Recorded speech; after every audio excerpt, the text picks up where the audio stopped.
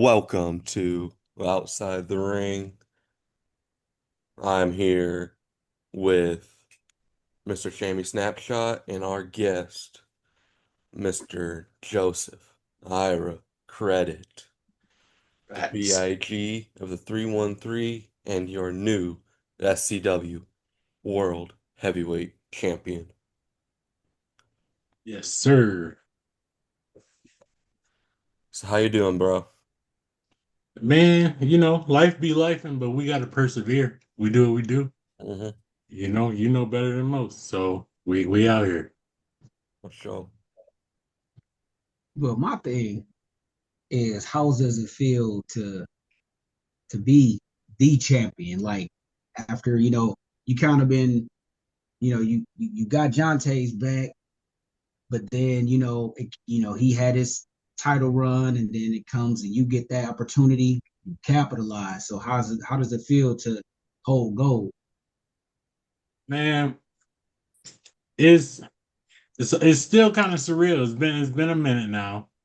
And it still feel like, damn, like that really happened, right? Like, you know what I'm saying? Like, uh I the people had my back from day one, for real. And other than the people, me and Tay are pretty much the only people that believed that it was gonna happen. Like everybody they just knew that, like I was gonna be a good hand. I was gonna come up and I was gonna give Tiger a good run for his money, but ultimately it was gonna be the Tiger show. But it was on me to show everybody, to show and prove that I am what I say I am, bro, that I'm a threat. And now the threat is realized for real. Okay. Yeah, see, I like seeing like the whole build up and working towards it, even though sometimes you got to deal with a few clowns um, that you have to deal with. Yeah. One of my least favorite clown groups is the Congregation, which I know you and Jonte, you still gotta, but I just like the fact that even when they try to like block you guys from reaching for it, you still made that happen. Even when, Jonte losing, you still helped keep your fam up and he's still like, bro, I'm here for you. That type of energy is like it's hard to find now. So to have y'all still backing each other and reaching for that, and then to have you just snag gold. Now they got a problem with trying to take it. That's gonna be the problem. Like you got it now, so Facts. Facts. that's gonna be the problem is getting them to get it from you. Big facts, man. Like, one thing about me and Jonte is that's my little brother, but that's also my best friend, man. And can't nobody make me go against this man, no matter what they do, no matter what he say. And let's be real, we all know Tay, that man a hothead. He can say Oh some yeah. stuff and be out the way. But as his big brother, man, I gotta have his back, whether he right or wrong. And it's not my job to decide if he right or wrong. It's my job to have my brother back. And I've been saying this from day one that when I came back to look out for my brother with the congregation, but I also had my own goals and aspirations. And I knew from day one I was destined to be SCW champion, man. Like a lot of people say it, but like I've been manifesting it since day one. And like I was a part of the very first SCW show that they did, and it was it was different. Like you could feel the energy was different, and I had a good showing. It was me and Superman Onyx. I think pretty sure it was like a count out. Like he ain't even like he didn't get the three count on your boy, but I think it was a double count out actually. But you know, politics being politics, not him or anything else is just, I had to do my own thing. Latte, he held it down. We finally found the opening for me to come back, and it's been love, man. It's been all love ever since. Yeah. And or at least I should say from the fans. you know, um, we thrive off of having that chip on our shoulder, you feel me? And I felt some kind of way about not being on the last two Winter Mania cards. Like you know, the Winter Mania, the not the last one, but the one before, like I was cooking, bro. Like I think I had one loss. No, that Okay. first one I didn't have no losses. Um, I've been pinned in the ring 1-on-1 one time, period, since SCW. That's when we did that downtown Detroit show, and it took all the Oh congregation to do yeah, it. Oh, I remember that one. Yeah. Yeah, it took the whole congregation to do it. And that's the only L that I caught 1-on-1 in SCW. So I felt like I had to like show and prove because like the wins was there, the motivation was there, the people were there, but we had to step it up even more because like the powers that be weren't listening. You know what I'm saying? And when I came back from my surgery and like a jackass, came back 4 days after my surgery to look after my brother for the last Winter Mania. That that that outcry from the fans, that pop was like, it was one of the biggest pops of the night, and it was crazy. Oh yeah. So like as far as with, you know, everybody has a role to get to where they are now. You know, people have those particular individuals that they look up to. Like for Joe Credit, who was like, growing up, viewing wrestling, who was like that guy that said, I mold myself off of him or the way they do things. Like who was that specific individual as far as professional wrestling that you kind of said, you know what, this will be my stepping stone, or this is where I'll mold myself to see where I want to go. You know what's funny? Um, for the longest time, I avoided it like the plague because everybody and their mama said, "You look like Mark Henry. You act like Mark Henry. You do." You know what I'm saying? So I went out of my way to avoid it. Because I Okay. wanted to be my own person. I didn't want nobody calling me like Timu version, or nothing like that. But like growing up, it was always like it was like the Undertaker, it was Booker T, um, it was Triple H. But like when I really started getting in my bag in wrestling, definitely Mark Henry, man. And not because of the similarities, but just like because of his motivation, because of the way that he conducted his business. Like Mark didn't take he took chicken shit and made it into chicken salad. You feel me? And he made, just like I did, he made his own way towards the world title because he Oh was yeah. never supposed to be that guy. And he made himself undeniable. And that's something that I molded towards my career. Okay. Okay. Yeah. See, sometimes when I see you, like see you and Jonte, the times I, did the photography, Yeah. the energy that you guys give, like I told Mav, like, look, man, I said, I'm not ready to get some money together and go into training and probably, get maybe one or two in there. Like I told Yeah, him, like, you man. can be Mad Mav and Shammy Snapshot, but it's just that's Hey, how you, even as like a fan on the inside, that's how you guys make the fans feel. It's like oh, I want to, try this at least once or twice, but I mean, even Mav, he's like, hey man, I'll be a manager. Like I seen where he yeah, got a chance to take a nice little shot at what's it, Troy Days, yeah. yeah, and I was like, dude, that's massive. So, just the things that you guys do in the ring, you give fans that motivation. From people my age, older, and down to the kids. So we definitely appreciate that. man. That's everything for me. Like for real, like the fans, our peers, people in the business, like I was always taught to leave the business better than I got it. You feel me? And um having that sense of wonder is why I fell in love with wrestling. Like watching these titans go hard, go hard and just go, man to man, woman to woman, and just put on great stories. Like that's something that I feel like that has been lost in wrestling. Yeah, It's something that I truly intend to bring back, and that's the storytelling. Because anybody can do the moves, like anybody can go to training. Like I can show you how yeah, to do, like everything I do, no problem. But if you not emoting, if you don't connect, if you don't if you're not out with the fans and they feel every hit and they feel the heartbreak, they feel everything because it's real. You know what I'm saying? Like it is you got to find something that resonates and take that and kind of make it your own and in a business full of phony people, you gotta the real shows. Yeah, You know what I'm saying?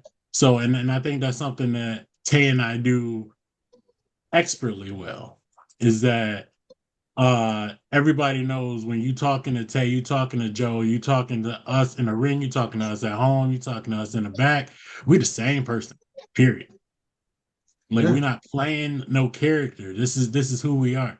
You know what I'm saying? Just I might dress a little different. I don't wear tights outside. But, you know what I'm saying? But real talk, like we are who we are, and I am who I am, and I am who I say I am for real. And that's in and outside of the ring.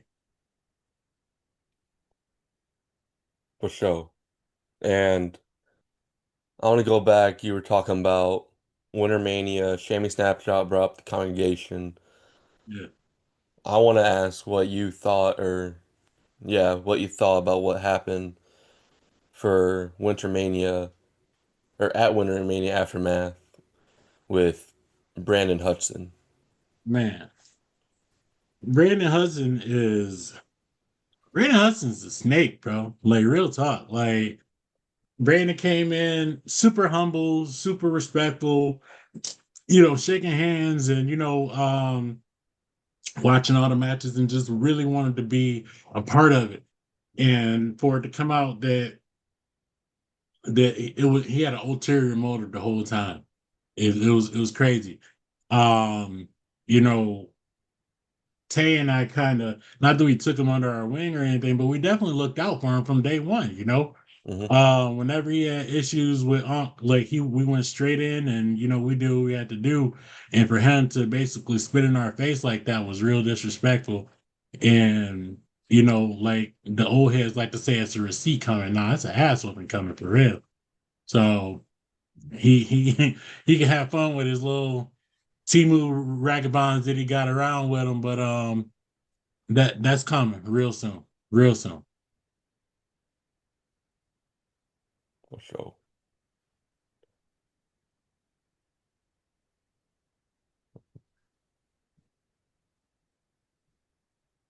And going back for you winning that title as well, not only did you win it in front of basically your family, like your wife, I don't know if your kids were there or not, but Yeah, yeah, yeah. Some of them. and then in the ring you had armbands for some of our friends who have passed on, like Chaz, Sabu, Yeah, Bob. yeah. What did it mean to kind of honor that title win towards all of them? Man, it was special. It was different. One thing, and I touched on this with the management when we did that little video, but this is the first heavyweight title I won in my home state. I've been doing this since I was 18 years old, bro. I'll be 37 in like 2 weeks. And I've never won a heavyweight title in Michigan. I've won titles, but never been the guy in Michigan. Hmm. Um, so having that and then having, feeling like Bob and Chaz and Sabu, like I could feel that energy there, you know what I'm saying? Hmm. And it's it's been a real hard couple of months for everybody. Oh, So the fact that we could um procure a little bit of happiness for everybody, a little moment is everything. hmm. yeah. That's definitely I didn't get a chance to. I was supposed to be there. I didn't get a chance to get there. Of course, Mav, everybody. I didn't get a chance to let everybody know, but I ended up relocating from Michigan to Oh, word. AZ. But Okay. I told Mav, it was a hard decision, but had to do what I had to do for my family. But it was like still seeing everybody still keep me in the SCW groups and just seeing everybody doing their thing is like it still feels good. And even when I come back, to visit, hopefully I can. catch some of those. But Yeah. just seeing some of the people that you got to rub shoulders with, and some of them, unfortunately, it was their time, but they're in a better place now. But you Yeah. know, for you to be able to like dedicate that to them, that shows like not only as an athlete or as the professional you are, it shows as a human being that that's genuine. That heart is there. He cares Yeah. for his people and people that have shaped things in his life or even left a mark. So Yeah. definitely, Absolutely. just especially like the Sabu, with Sabu's passing and things like that. I Yeah. seen like your post, and everybody's here to leave a mark on somebody's life. So Yeah, man.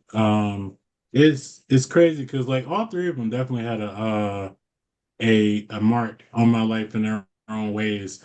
Um, like Chaz was just like, dude was gonna be your friend whether you wanted to or not. You know what yeah, I'm saying? Mhm. Like he was just like had that energy that was just like, man, like we're gonna be friends and I'm gonna look after you and I'm gonna cheat and I'm gonna check up on you. And every time I was, something was going on, like he was one of the first people to hit me up every time, like consistently. You know what I'm saying? And likewise, because once I'm the type of person that when I get cool with somebody, like you family. You know what I'm saying? Like Mhm. I got a big family, but I don't have a close family. So my friends are my family. You feel me? Mhm. And so like and Bob, Bob is one of the first dudes that ever gave me a shot in the business, man. Like he saw something in me that I didn't see in myself back in the day. I say like 2012, 2013 area. And it might have been earlier than that. Shit, I'm getting old. but he saw something in me that I did not see in myself, man. And and this is back when I was doing the Terror Con gimmick, and I was hating everything about it. Like I didn't want to be that character, but it was getting over. So you don't what they say, you don't look a gift horse in the mouth, like I was traveling, I was able to put myself and my brother on because wasn't nobody really rocking with Tay at the time. So I had enough equity in my character that I would say, hey, I'll come and work for you, but like you got to throw my brother in the show too. And it's crazy to think that everybody that see Jonte Keith, that know that Jonte Keith is such a bout maker and such a moment maker, that there was a time where nobody would even give him a chance. You know what I'm saying? Because this was back, like I said, 15 years ago, where being small was seen as a detriment. You know what I'm saying? Like it was definitely a big boy sport. And Tay, I will say, I put 10 toes down. In fact, that Tay was one of those pioneers that unsung pioneers that changed the minds. You know what I'm saying?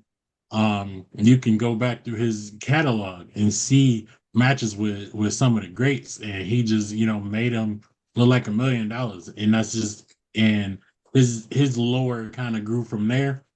And it's just been it's been a blessing, man, for real.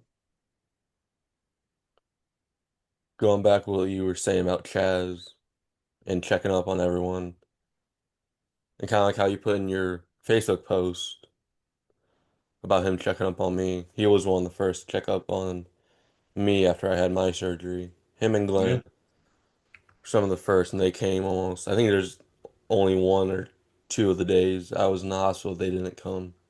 yeah, Almost every other they were there, and Chaz was always checking up on me. yeah. That's that's SCW, bro. Like real Hmm. talk, like SCW cares, and like people don't even like like people use that as a gimmick, but like that's real life. Like Hmm. um Glenn will call you in the middle of the night if he see a post where you just don't feel like I'm like, bro, like I'm good. I'm just a little I'm a little in my feelings. He's like, oh brother, I need to check on. I'm like, all right, dog. Like, you know what I'm saying? Like that's just how they are. And when he merged with Dennis and everybody and he's the same way too. Like, I will I will definitely say everybody in SCW gives a damn about the fans, about each other, and it's a real family situation. And even families fight and all of that, but at the end of the day, We down for each other, and I think that's what is make it so makes it so organic. It's definitely.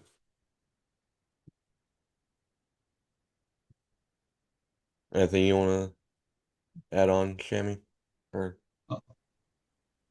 I mean, you know, like you said, SCW, when they, bring people on, it just kind of, automatically makes you feel like family. Yeah, I know like last time when Bravo, um, when I first got in there in October of 23 with SCW, Glenn invited me to a TNA show in Chicago. I got a yeah, chance to meet Bravo, and was it last year or this year? Whenever Bravo, they were out in Detroit with TNA. mhm. But I just had my baby girl, and I told Bravo like, yeah, man, I apologize, I'm not gonna be. He said the first thing he said, dude, family is what matters. Worry about your little girl. That's your, she's, an infant. She's fresh out. Don't worry about it. You're gonna have more than enough opportunities coming to participate with us. And that thing right there was talking, with talking to him and even telling Glenn about it. Glenn was like, dude, when you're a part of us, you're a part of us. We hmm make you feel like family. And it was just like that made me feel good because most people be like, I don't give a damn about your family. Like this is a business. But that showed me like I made a good connection. I made a great decision to continue to be with, this company and affiliate myself. Cause I mean, I told Glenn, there's been a lot of people that I've ran into doing the photography that they, it's business is business, but you have some, shady characters in business that do you wrong until I ran into Facts. SCW and they treated me well. It was Glenn and then I met Chuck. Yeah. And from that, Chuck and Brian, man, just dudes are OGs, but they're funny, just Oh, they Listen, made me feel like at home with there, and they didn't do, they didn't make me feel uncomfortable. It was just like this is what I love to do. And then all of you guys, the talent, just you show appreciation for the photos and stuff that I did. So it was like, you know what, this is I'm glad to be a part of it. So yeah. You did the photos for the downtown show, right? yes, sir.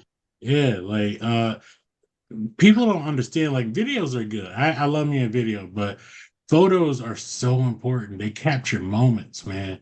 Like like you can see my profiles. Like I had your profile picture with me behind and with the Renaissance Center behind me like for the longest time. I just changed it, but like it's probably going back. You know what I'm Yeah. saying? Like moments are everything in wrestling and being able to capture those moments in a photo means so much and that's something that will always be important in the business but while I'm thinking about it, it's funny you say Chuck and Brian because I we got our problems with Chuck, but Yeah. mhm. I believe Go ahead. wholeheartedly in giving people their flowers. And if there were no Cole brothers, there would be no Spirit of Detroit. And I wholeheartedly say that with my whole chest. Um, Chuck and Brian took us under their wing and basically showed us the real of the business. And they're the reasons why we branched out. Not like they kicked us out of state or nothing, but they basically were like, listen, like, do you want to be one of the best in Michigan or do you want to be one of the best, period? And to do that, you got to go old school. Don't wait for them to call you. You go to them. And I've gone through so many cars. Like I have gone through so many cars just traveling this country, bro. Like out of the country, just having these, moments, like I said, just like when Tay and I got to wrestle in Jamaica. Like that was crazy. And being in the ring with legends and Hall of Famers and people like, having these people that I watched on TV look at me like I'm a peer is crazy to me. It's still to this day, you know what I'm saying? Like, not the name drop or nothing, but like I think I just made a post yesterday talking about like my weight loss or something like that. And like the homie Hernandez from TNA was like, "Yeah, good shit, bro." And I'm like, "Hey man, that's Hernandez, bro." You know what I'm saying? Like, I'm still a fan, bro, and I'm gonna always be a fan. So that's it's crazy.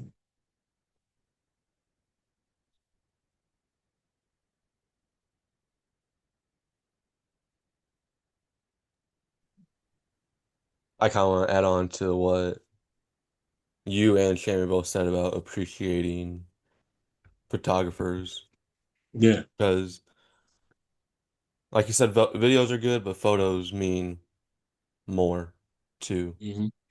the wrestlers Yeah. Absolutely. because those you can, like videos, those you can share.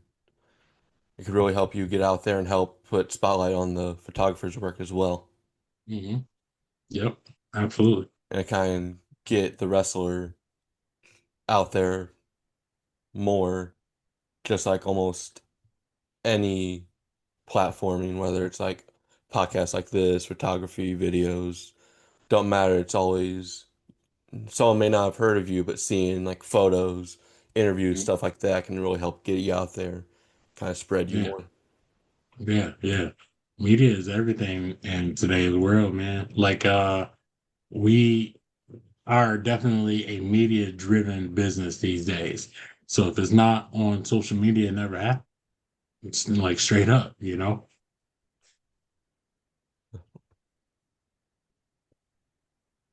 You got anything, Shammy?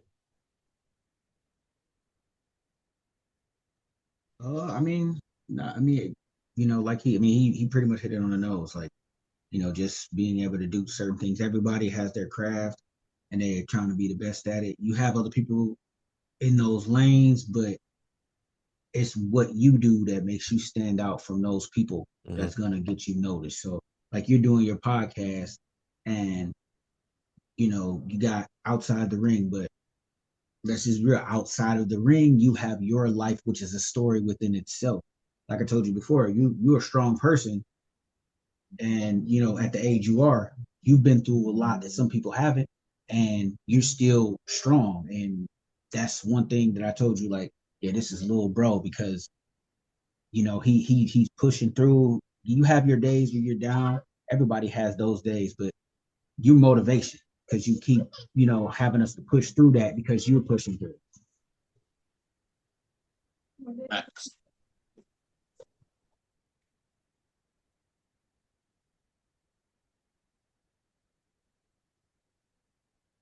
And you bringing up people, wrestlers, whatnot, being inspirational to you.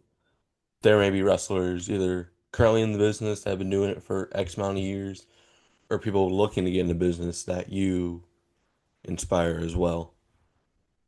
And they kind of watch your work and be like, okay, I kind of want to be like Joe Credit, or they could be looking at Tay's work. I want to be like Jonte. So what does that kind of mean? Or how does it make you feel knowing that people may look up to you? Honestly, man, like it's crazy. You know what I'm saying? Like it's crazy in the best of ways. Like I'm just a dude from the 7 Mile of Detroit. You know what I'm saying? Like I wasn't supposed to be in the position that I was, but then again I was, you feel me? Hmm. Um, because other people could do it, but I feel like could nobody do it like I do it.